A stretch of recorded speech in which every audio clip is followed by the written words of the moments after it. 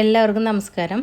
അപ്പോൾ ഇന്ന് ഞാൻ വന്നിട്ടുള്ളതൊരു ചക്കര പൊങ്ങലിൻ്റെ റെസിപ്പി ആയിട്ടാണ് കേട്ടോ. പൊങ്ങലേക്കല്ലേ വരുന്നത്, അപ്പോൾ അത് കാരണം ഇന്നത്തെ റെസിപ്പി ചക്കര പൊങ്ങലാക്കാമെന്ന് വിചാരിച്ചു.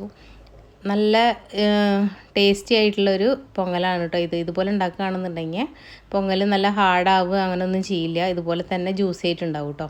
അപ്പോൾ നമുക്കിത് എങ്ങനെയാണ് ഉണ്ടാക്കണമെന്ന് നോക്കാം. അപ്പോൾ അതിനായിട്ട് ഞാനിവിടെ 1 കപ്പ് പച്ചരി എടുത്തിട്ടുണ്ട്. ഇപ്പോൾ അതാ ഈ 250 ml കപ്പിൽ 1 കപ്പ് പച്ചരിയാണ് എടുത്തിട്ടുള്ളത് കേട്ടോ. അതേ കപ്പിൽ തന്നെ 1/2 കപ്പ് പരിപ്പ് എടുത്തിട്ടുണ്ട്. നമ്മൾ പായസമൊക്കെ വയ്ക്കാൻ എടുക്കുന്ന പരിപ്പില്ലേ, ആ പരിപ്പാണ് എടുത്തിട്ടുള്ളത്. ഇനി ഇത് രണ്ടും കൂടി നന്നായിട്ട് വന്നിട്ട് കഴുകിയിട്ട് എടുത്തിട്ട് വരാം. ഇപ്പോൾ നന്നായിട്ട് കഴുകി എടുത്തിട്ടുണ്ട്. ഇതൊരു കുക്കറിലേക്ക് ഇട്ട് കൊടുക്കാം കേട്ടോ. കുക്കറിലേക്ക് ഇട്ട് കൊടുത്തിട്ട് ഇതിലേക്ക് 1 കപ്പ് അരി എടുത്തില്ല, അരി എടുത്ത അതേ കപ്പിൽ തന്നെ 5 കപ്പ് വെള്ളമാണ് ഇപ്പോൾ അതിലേക്ക് ഒഴിച്ച് കൊടുക്കുന്നത് ഇത് കേട്ടോ. വെള്ളം നന്നായിട്ടുണ്ടായാലാണ് പൊങ്ങൽ നന്നായിട്ട് വെന്ത് വരുള്ളൂ. വെന്ത് നന്നായിട്ട് ഉടഞ്ഞ് കിട്ടണം കേട്ടോ. അപ്പോൾ അതിനായിട്ട് കുറച്ചധികം വെള്ളം തന്നെ വേണം. അതിന് 1 കപ്പ് അരിക്ക് 5 കപ്പ് വെള്ളമാണ് നമ്മൾ ഒഴിച്ച് കൊടുത്തിട്ടുള്ളത്. ഈ വെള്ളം ഒഴിച്ച് കൊടുത്തിട്ട് കുക്കർ അടച്ചിട്ട് ഒരു മീഡിയം ഫ്ലെയിമിൽ 5 വിസിൽ വരുന്ന വരെ ഒന്ന് വേവിച്ചെടുക്കാം കേട്ടോ. 5 വിസിൽ വന്നു കഴിഞ്ഞതിന് ശേഷം സ്റ്റവ് ഓഫ് ചെയ്തിട്ട് എയറൊക്കെ പോയതിന് ശേഷം വേണം തുറക്കാനായിട്ട്. അപ്പോൾ ഇതിവിടെ ഇരുന്നിട്ട് വേവട്ടെ. ഇനി ഞാനിപ്പോൾ 1.5 കപ്പ് ശർക്കരയാണ് എടുത്തിട്ടുള്ളത് കേട്ടോ. നല്ലോണം മധുരം വേണമെന്നുള്ളവർക്കാണെങ്കിൽ 2 കപ്പ് എടുക്കുക. ഇതിപ്പോൾ ഒരു മീഡിയം മധുരമാണ് കേട്ടോ. ഇനി ഇതിലേക്ക് കുറച്ച് വെള്ളം ഒഴിച്ചിട്ട് ഇതൊന്ന് പാവാക്കി എടുക്കണം, ശർക്കര പാവാക്കി എടുക്കണം. ഇതിൽ മണ്ണ് കല്ല് എന്തെങ്കിലുമൊക്കെ ഉണ്ടെങ്കിൽ പോകാൻ വേണ്ടിയിട്ടാണ് ഇതിങ്ങനെ എടുക്കുന്നത്. കല്ലൊന്നും ഇല്ലാത്ത ശർക്കരയാണെന്നുണ്ടെങ്കിൽ ഉറപ്പുണ്ടെന്നുണ്ടെങ്കിൽ ഡയറക്റ്റായിട്ട് നമുക്ക് ചേർത്ത് കൊടുക്കാം കേട്ടോ. ഇപ്പോൾ അത് 5 വിസിൽ ആയിട്ട് ഞാനിപ്പോൾ എയറൊക്കെ പോയതിന് ശേഷം തുറന്ന് നോക്കിയിട്ടുണ്ട്. കണ്ടില്ലേ, നന്നായിട്ട് വെന്തുടഞ്ഞ് വന്നിട്ടുണ്ട് കേട്ടോ നമ്മുടെ അരിയും പരിപ്പൊക്കെ. ഇനി ഇത് നന്നായിട്ടൊന്ന് കുത്തി ഉടച്ചു കൊടുക്കണം കേട്ടോ, നന്നായിട്ട് ഉടച്ചു കൊടുക്കണം.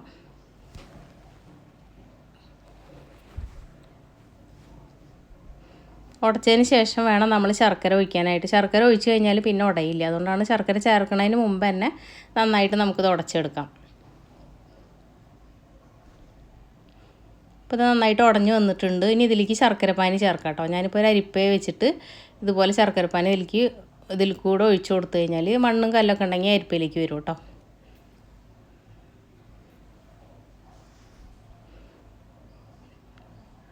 ഇത് അരിച്ചെടുത്തതിന് ശേഷം നമുക്കൊന്ന് മിക്സ് ചെയ്തെടുക്കണം. നന്നായിട്ട് മിക്സ് ചെയ്യുക കേട്ടോ. ഈ ശർക്കരയും ഈ അരി ഇതൊക്കെ എല്ലാം കൂടി നന്നായിട്ട് മിക്സ് ആയിട്ട് മധുരം എല്ലായിടത്തേക്കും വരുന്ന മാതിരി നന്നായിട്ട് മിക്സ് ചെയ്തെടുക്കും.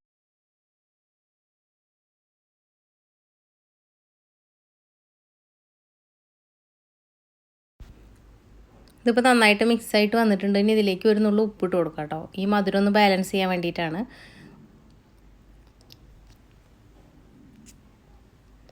ഇതിപ്പോൾ റെഡി ആയിട്ടുണ്ട്. ഇനി നമുക്കിതൊരു സൈഡിലേക്ക് മാറ്റി വയ്ക്കാം. ഇനി ഇതിലേക്ക് നമ്മൾ അണ്ടിപ്പരിപ്പും മുന്തിരി ഒന്ന് മൂപ്പിച്ച് ഇടണം കേട്ടോ. അതിനായിട്ട് ഒരു ചെറിയ പാൻ എടുത്തിട്ടുണ്ട്. അതിലേക്ക് ഒരു 2 ടേബിൾ സ്പൂൺ നെയ്യ് ഒഴിച്ച് കൊടുത്തിട്ടുണ്ട്. ഈ നെയ്യൊന്ന് ചൂടായിട്ട് വരുന്ന സമയത്ത് ഇതിലേക്ക് കുറച്ച് അണ്ടിപ്പരിപ്പ് ചേർത്ത് കൊടുക്കുന്നുണ്ട്. അണ്ടിപ്പരിപ്പ് ഇതിലിട്ടിട്ട് ചെറുതായിട്ടൊന്ന് മൂത്ത് വരുന്ന സമയത്ത് ഇതിലേക്ക് കുറച്ച് മുന്തിരി ചേർത്ത് കൊടുക്കാം കേട്ടോ.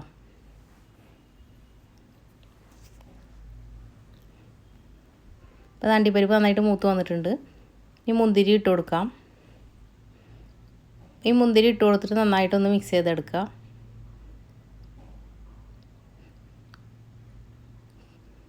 ഇപ്പോൾ മുന്തിരി നന്നായിട്ട് മൂത്ത് വന്നിട്ടുണ്ട്. ഇനി നമുക്കിത് ഈ പൊങ്ങലിലേക്ക് ഒഴിച്ച് കൊടുക്കാം കേട്ടോ.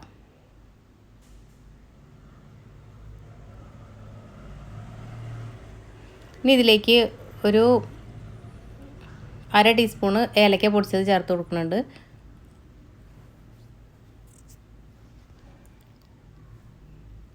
ഇനി ഒരു 3 ടേബിൾ സ്പൂൺ നെയ്യും കൂടി ഒഴിച്ച് കൊടുക്കാം.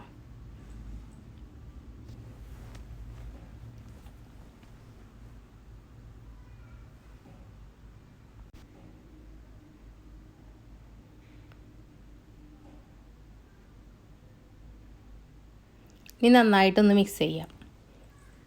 നെയ്യും കൂടി ഒഴിച്ച് കഴിഞ്ഞിട്ട് നന്നായിട്ടൊന്ന് മിക്സ് ചെയ്തിട്ട് 1 മിനിറ്റ് ഒന്ന് മിക്സ് ചെയ്തതിന് ശേഷം നമുക്ക് സ്റ്റവ് ഓഫ് ചെയ്യാം കേട്ടോ.